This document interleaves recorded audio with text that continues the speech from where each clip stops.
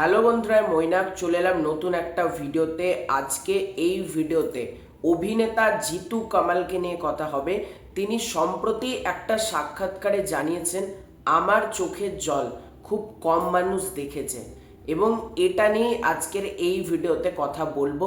কেন তিনি এই মন্তব্যটা করলেন এবং উনি এক্স্যাক্টলি ইন্টারভিউতে কি জানিয়েছেন সেটা নিয়েও আজকের এই ভিডিওতে আলোচনা হবে।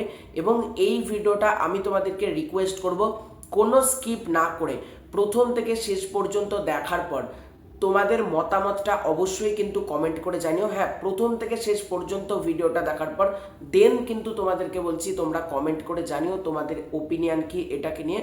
এবং চ্যানেলে প্রথমবার হয়ে থাকলে চ্যানেলটাকে অতি অবশ্যই আগে সাবস্ক্রাইব করে দিও। সবার ফার্স্টে দেখো, জিতু কামাল একটা ইন্টারভিউ দিয়েছেন। সেই ইন্টারভিউটা আমি তোমাদেরকে বলছি এবং একটা কথা দেখো, জিতু কামাল যে সাক্ষাৎকারগুলো দেন সেটা পেপারে হতে পারে বা বিভিন্ন পডকাস্টের যে চ্যানেলগুলো হয় বড় বড় সেখানে দিতে পারে। তো সেগুলো না মানে প্রচণ্ড ইন্টারেস্টিংভাবে তিনি কিন্তু প্রতিটা ব্যাপারেরই উত্তর দেন। আজকের এই ভিডিওতে এটাকে নিয়ে কথা হবে এবং এক্স্যাক্টলি তিনি বেশ কিছু এমন মন্তব্য করেছেন যেটা নিয়ে কিন্তু বলা যেতে পারে ভবিষ্যতে কন্ট্রোভার্সিও হয়ে যেতে পারে। তো চলো আগে তোমাদেরকে একবার বলে শোনাই। টলিউডের অন্যতম প্রতিভাবান অভিনেতা জিতু কামাল সাফল্যের জন্য অলৌকিক কিছুতে নয়, বরং নিজের কর্ম ও সত্যতায় বিশ্বাসী। তার মতে চাওয়ার চেয়ে যোগ্য হয়ে ওঠাটাই বেশি জরুরি এবং সততায় একজন মানুষকে গন্তব্যে পৌঁছে দেয়। জিতু কামাল বলেন, ঈশ্বরের কাছে বিশেষ কিছু চাই না, যদি আমি সৎ থাকি, নিজের লক্ষ্যে স্থির থাকি, সব কিছু এমনিই হবে বলে বিশ্বাস রাখি।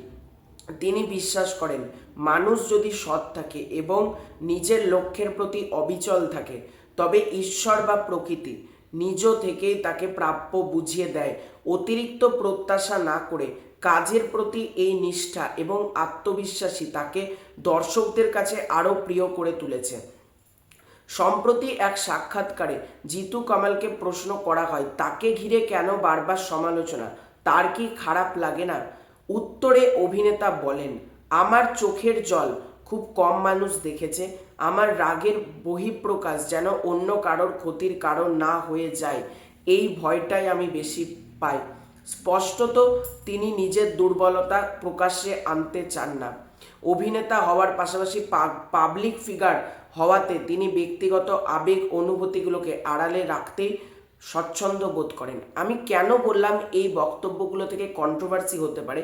দেখো, প্রথম যে বক্তব্যটা তিনি রেখেছেন, ঈশ্বরের কাছে বেশি কিছু চাই না, এই বক্তব্যটা এটা নিয়ে কন্ট্রোভার্সি বা এরকম কিছু হতে পারে না। কিন্তু এই বক্তব্য যেটা তিনি রেখেছেন যে আমার চোখের জল খুব কম মানুষ দেখেছে, আমার রাগের বহিঃপ্রকাশ যেন অন্য কারোর ক্ষতির কারণ না হয়, এই ভয়টাই আমি বেশি পাই। অর্থাৎ তিনি বলতে চাইছেন এই পুরো ইন্টারভিউটার মধ্যে আমি যেটা বুঝলাম যে পুরোটাই ঈশ্বরের ওপরেই ছেড়ে দিয়েছি।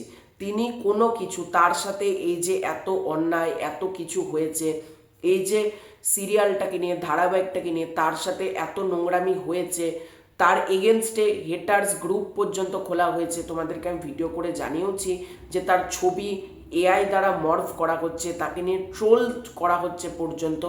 কিন্তু সেই মানুষটা এই পুরো ইন্টারভিউটার, আমি তো গোটাটা তোমাদেরকে পড়লাম না, যেটা ইম্পর্টেন্ট সেটাই তোমাদেরকে পড়ে শোনালাম। তিনি কিন্তু এটাই বোঝালেন যে ঈশ্বরের ওপর তিনি সবটাই ছেড়ে দিয়েছেন এবং অলৌকিক শক্তিতে তিনি যত না বিশ্বাস করেন, কর্মেও তিনি যেরকম বিশ্বাস করেন ঠিক একইভাবে তিনি কিন্তু এটাও বলছেন যে কর্মে বিশ্বাসের পাশাপাশি আমার চোখের জল আমি মানে কাউকে দেখাতে চাই না এবং আমার রাগের যে বহিঃপ্রকাশ সেটা আমি কিন্তু প্রকাশ্যে আনতে চাই না, এইটা তিনি কিন্তু ডাইরেক্টলি বলছেন। অর্থাৎ এখান থেকে একটা ব্যাপার স্পষ্ট, দেখো তিনি একজন পাবলিক ফিগার, আমি আবারও বলছি পাবলিক ফিগার হোক, তিনি একজন অভিনেতা, মানে সব থেকে বড় কথা তিনি অভিনেতা এবং পাবলিক ফিগার, এবং তার একটা মার্কেটে ইমেজ রয়েছে। কিন্তু অ্যাট দ্য সেম টাইম তিনিও কিন্তু আমাদের মতনই একটা রক্ত মাংসের মানুষ, তারও খারাপ লাগে, তারও ভালো খারাপ সবই লাগে।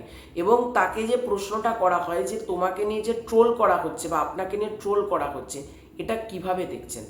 তো আজকে জিতু কামাল কিন্তু এতটাই ভালো এবং ভদ্র অভিনেতা, উনি কিন্তু বলতেই পারতেন বাদবাকি অভিনেতার মতন। অনেক অভিনেতাকে দেখে এই প্রশ্নটা করা হলে বলে যারা ট্রোল করে তাদের শিক্ষাগত যোগ্যতা নেই, বা যারা ট্রোল করে তাদের নিয়ে বলেই দেয়। এবার তাদের দিক থেকে কিন্তু তারাও ঠিক, কিন্তু জিতু কামাল সে কিন্তু ট্রোলারদের বা হেটার্সদের কোনো শিক্ষাগত যোগ্যতা বা আদার্স যে সমস্ত নিয়ে বাকি অভিনেতাদেরকে প্রশ্ন করলেই যেটা বলে, আরে হেটার্সদের তো কাজ নেই, মানসিকভাবে মানে ভুগছে অসুস্থতায়, তাই জন্য আমাদেরকে নিয়ে ট্রোল করে ফ্রাস্ট্রেশন বের করছে, এরকম কমেন্ট করে। কিন্তু তিনি কিন্তু পুরোটাই ডিফারেন্ট একটা কমেন্ট করলেন যে আমি রাগের বহিঃপ্রকাশ কারোর সামনে আনতে চাই না, কারণ আমার কথাতে যদি কারোর খারাপ লাগে, এই জন্যই। সত্যি এই মানুষটাকে নিয়ে যারা ট্রোল করছেন বা যারা তার ছবিকে মরফিং করছেন বা যেটাই করুন না কেন, প্লিজ বন্ধ করুন।